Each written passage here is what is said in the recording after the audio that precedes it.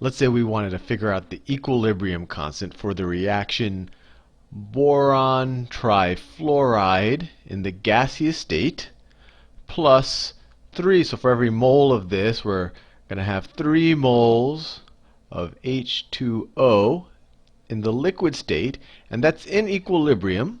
It's going forwards and backwards with 3 moles of hydrofluoric acid. So it's in the aqueous state. It's been dissolved in the water. If it wasn't dissolved, if it was in the solid state, you would call this hydrogen fluoride. Once it's in water, you call that hydrofluoric acid, and we'll talk more about naming in the future, hopefully. Plus 1 mole of boric acid, also in the aqueous state. It's dissolved in the water. H3BO3 in the aqueous state. So what would the expression of for the equilibrium constant look like in this situation? So you might be tempted to say, okay, that's easy enough, Sal. You just take the equilibrium constant. You just take the right hand side. That's just the convention. I could have because there's symmetry here. I could have rewritten it either way. But let's just say you take the right hand side. And say, okay, this is dependent on the concentration of the hydrofluoric acid. The concentration of the HF, or the molarity of the HF, to the 3rd power, times the concentration of the boric acid, H3BO3.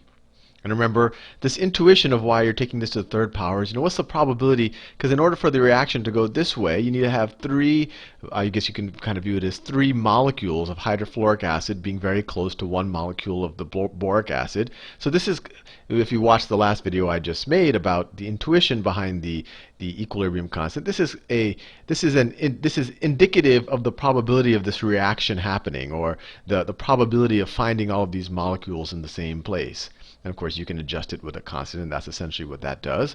But that's on the product side, or the reactant, depending on what direction you're viewing this equation, divided by, you'll say, okay, the molarity of the boron trifluoride times, and I'll do this in a different color, times the molarity of the H2O to the 3rd power.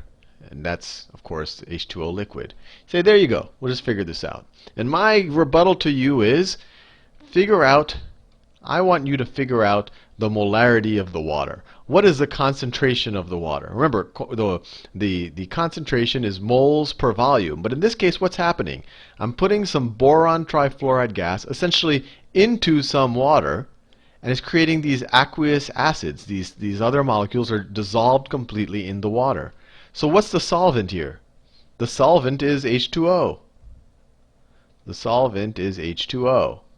I mean, this might be how the reaction happens, but pretty much there's water everywhere. The water is in surplus. So if you were to really figure out the concentration of water, it's everywhere.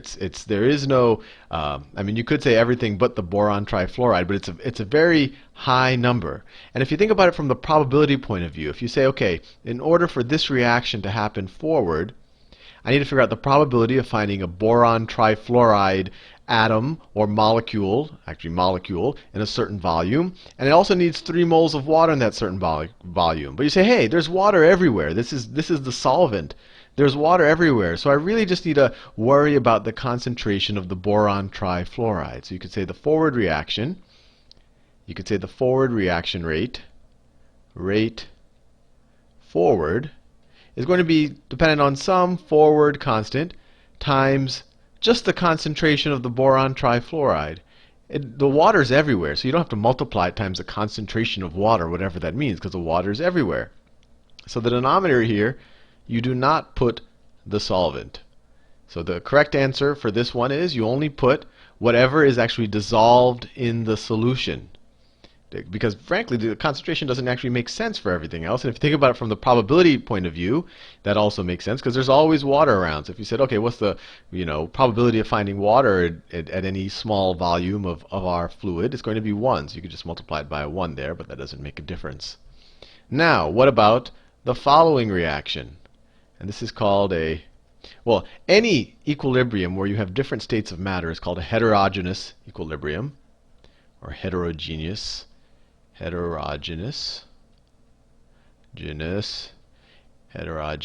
equilibrium. And so let me write another heterogeneous equilibrium. So let's say I have H2O in the gaseous state, and that's essentially steam, so it's not going to be the solvent this time, plus carbon in the solid state, and let's say that that's in equilibrium with hydrogen in the gas state, plus carbon dioxide in the gaseous state. This is a heterogeneous equilibrium because you have things in the gaseous and the solid state. And solid state, by definition, it can't be dissolved either into the gas or into the, when we talk about solutions, right? I mean, we talked about colloids and suspensions and all of that and mixtures before. But when we're talking about solutions, by definition, if this is in the solid state, it's not dissolved. If this was dissolved, we would write an AQ here. It would be the aqueous state. So if you talk about the forward reaction, what's the forward reaction going to be dependent on? So the rate forward. Well, the solid, there's a big block of carbon sitting there. There's a big cube of carbon there. And there's steam. There's water, gas all around it. So if you pick any volume, especially if you pick some volume near the boundary of the carbon, you're always going to have carbon around.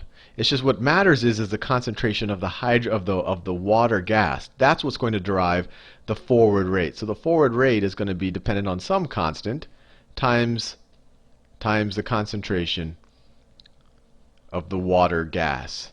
And of course the backwards rate, so you need to get some H2, some molecules of this. Let me draw it like that because it has two hydrogen molecules, and then plus a carbon dioxide. So maybe carbon dioxide looks like that.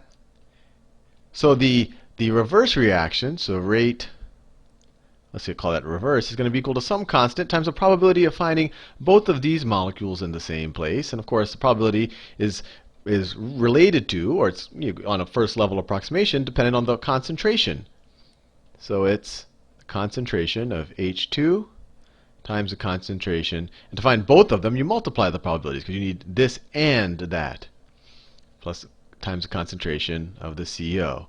So when a reaction is in equilibrium, these two equal each other. This is an R right here. So this is going to be equal to the reverse rate of reaction, H2 times carbon dioxide. Divide both sides by the K's, both sides by the H2O, and you get the forward coefficient or constant, whatever you want to call that, divided by the reverse constant, I'm just dividing both sides by that, is equal to this, is equal to that, let me just copy and paste that, is equal to that divided by this.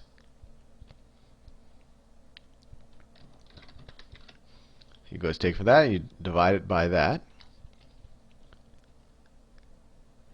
And so if we call this the equilibrium constant, because it's just two arbitrary constants, so we could just call this equilibrium constant, you see that it actually makes a lot of sense to ignore the solid state in your equilibrium reaction. So the two takeaways here is when you're trying to calculate an equilibrium constant, you should ignore, especially when it's in a heterogeneous equilibrium, you should ignore the solution, or not the solution, ignore the solvent. In that first example where I did it with boron trifluoride with water was a solvent, so I ignored it because water is everywhere. And you also ignore the solid state. Ignore the solid. Anyway, we'll probably use these in future things where we actually calculate the equilibrium constant. See you in the next video where we'll learn about Le Chatelier's principle.